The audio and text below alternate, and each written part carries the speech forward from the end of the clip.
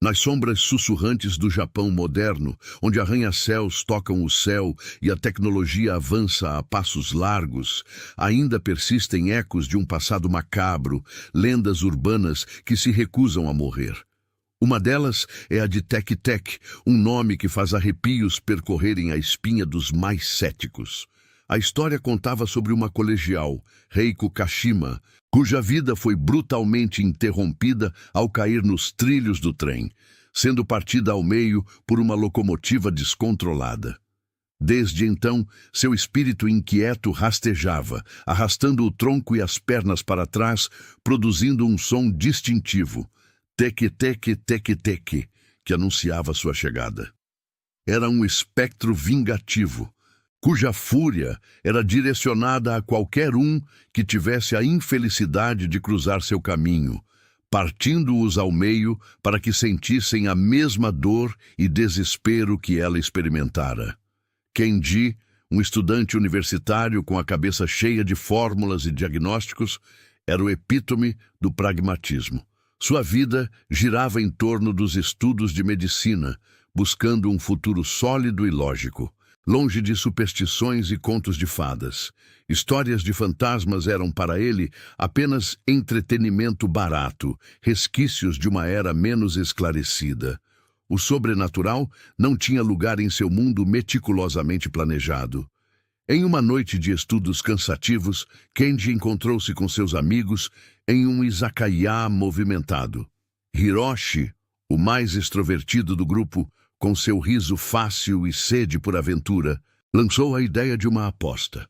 E se alguém tivesse a coragem de passar uma noite no antigo túnel de trem, onde dizem que a Tek-Tek foi vista pela primeira vez? Provocou ele, seus olhos brilhando com malícia. Akari, a curiosa do grupo, com seus óculos grandes e sua paixão por mitos urbanos, observava a cena com interesse. Kenji, irritado com a persistência de Hiroshi em lendas infantis e talvez um pouco motivado pelo prêmio em dinheiro que o amigo ofereceu, aceitou o desafio. Ele provaria a todos que a lenda não passava de bobagem e, de quebra, ganharia um dinheiro extra para seus livros. Chegou a noite fatídica. Kenji se viu sozinho na entrada do túnel de trem abandonado, um portal para a escuridão absoluta. O ar estava pesado, carregado com o cheiro de mofo e ferrugem, e o silêncio era tão denso que parecia sufocá-lo. A cada passo que dava para dentro do túnel, o som de seus próprios passos ecoava, amplificado, e a escuridão parecia se fechar ao seu redor. Ele tentava se manter calmo, repetindo mentalmente equações médicas, mas a atmosfera opressiva começava a minar sua confiança. Sombras dançavam nos cantos de sua visão periférica, e o menor ruído, um gotejar de água, o farfalhar de folhas secas trazidas pelo vento, parecia se transformar em algo sinistro. De repente, um som distinto rompeu o silêncio sepulcral. Um tek-tek arrastado, metálico, que parecia vir diretamente do chão de concreto úmido. Não era um eco, nem o vento. Era um som que se aproximava, rápido e regular. O coração de Kenji disparou. O sangue gelou em suas veias. Ele virou-se bruscamente, a lanterna em sua mão tremendo tanto que o feixe de luz dançava freneticamente. Foi então que ele a viu.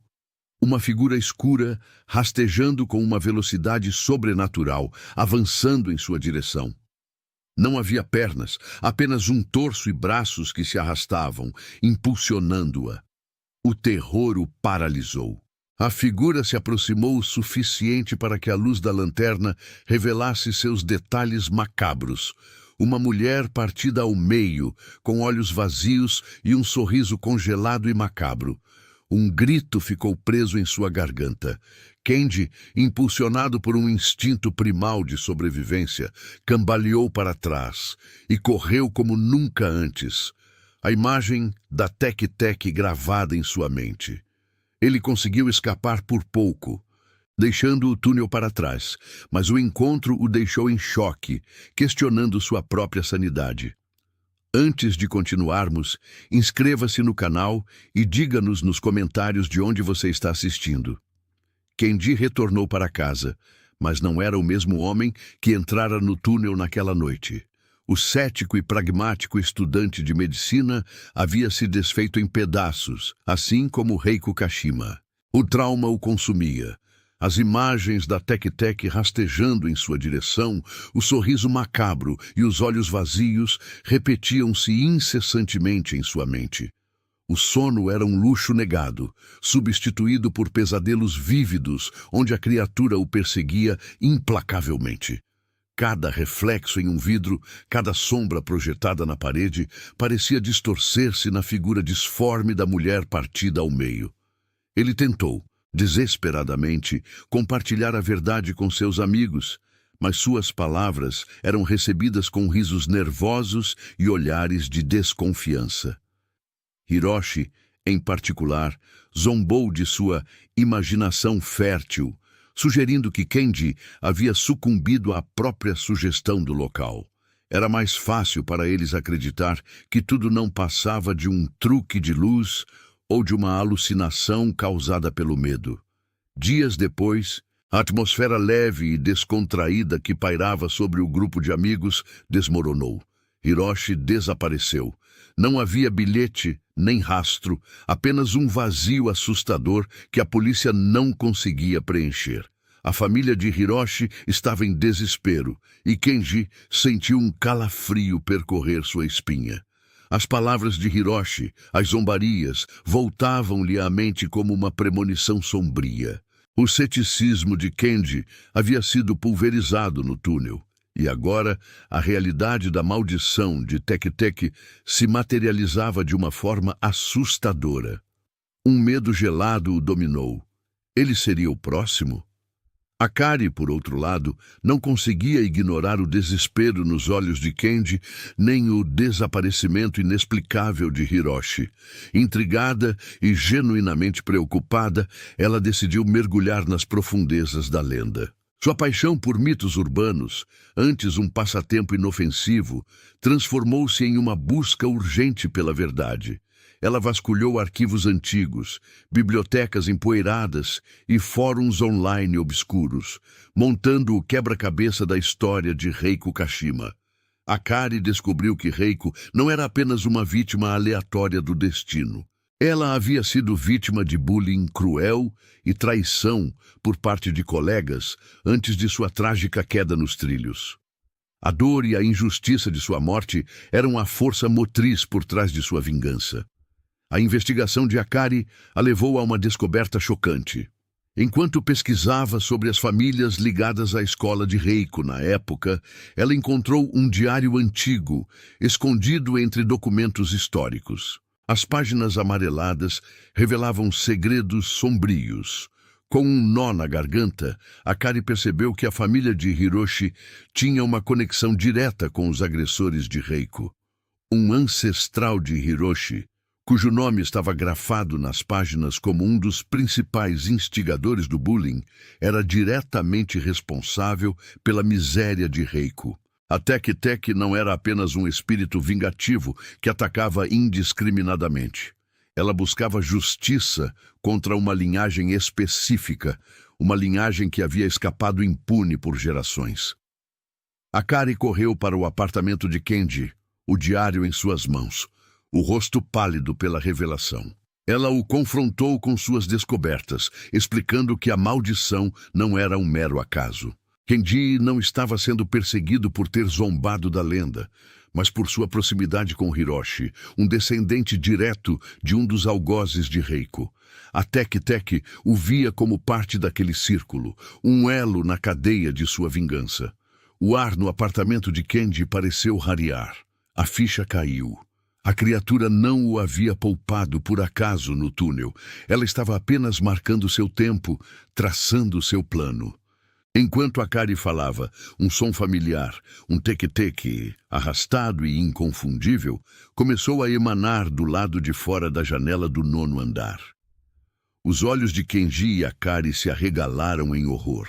A figura escura de Reiko Kashima, a Tec-Tec, rastejava agilmente pela parede do prédio, subindo em direção ao apartamento. Seu sorriso macabro estava ainda mais largo, e seus olhos vazios fixaram-se em Kenji. Ele era o próximo alvo direto da vingança implacável da Tec-Tec. O pânico tomou conta de Kenji, mas Akari, apesar do medo visível em seus olhos, manteve uma determinação férrea. A iminente chegada da Tec-Tec pela janela do apartamento transformou o desespero em uma urgência fria e calculada. Não havia mais tempo para correr. A única saída, concluíram, era confrontar o espírito.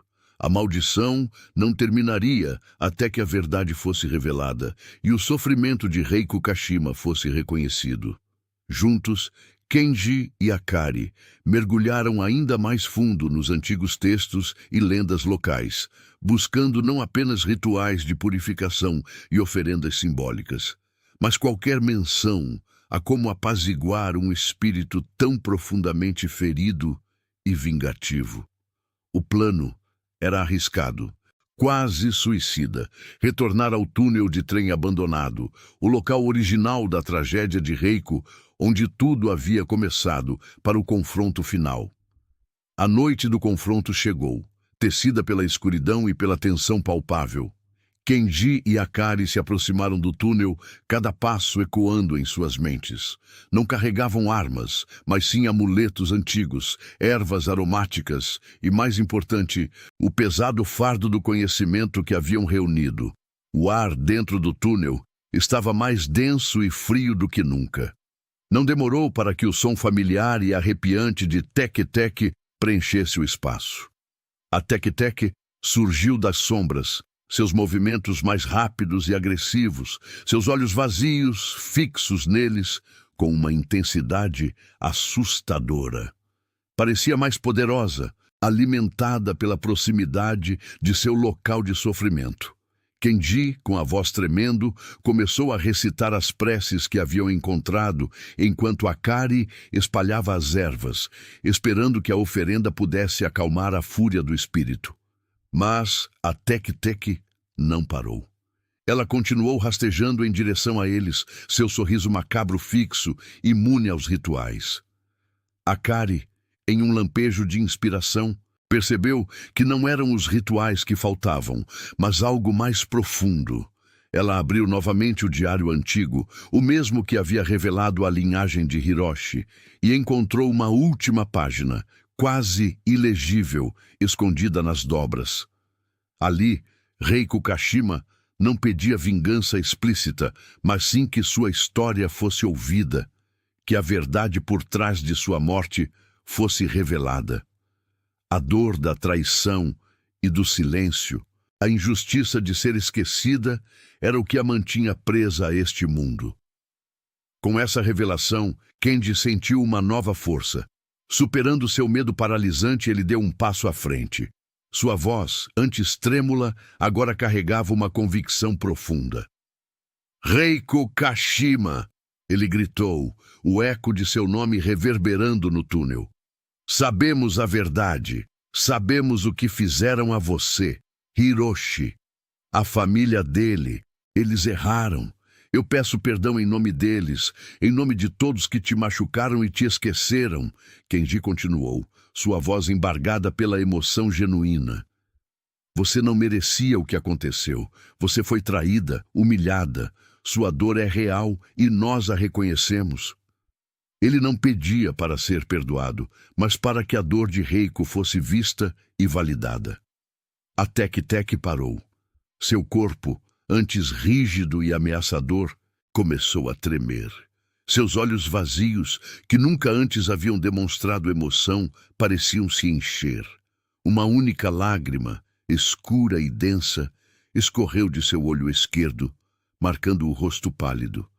Era uma lágrima de dor, de alívio, de um sofrimento que finalmente estava sendo reconhecido após décadas.